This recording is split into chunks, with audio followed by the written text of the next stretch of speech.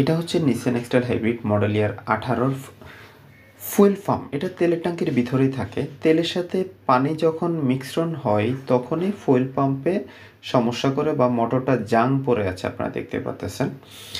আসলে আমাদের বাংলাদেশে ফুয়েলের যে কন্ডিশন, অন্তত 2 বছর পর পর ফুয়েল সিস্টেমটাকে সার্ভিস করানো প্রয়োজন। আমার ভিডিওর মাধ্যমে আমি আপনাদেরকে দেখাইয়া দিয়েছি যে কি পরিমাণ ফুয়েল পাম্পের মোটরে জাং পড়ে আছে। তো আসলে এটা খুবই ক্ষতিকর গাড়ির জন্য, এবং আমাদের ফুয়েল ভালো না বা প্রপার ফুয়েল আমরা পাই না, যার কারণে ফুয়েলের সাথে ময়লা থাকে, ফুয়েল ফিল্টার জ্যাম হয়ে যায় এবং পানি মিশ্রণ থাকে। এই মিশ্রণটার কারণে মোটরটা জাং পড়ে আছে।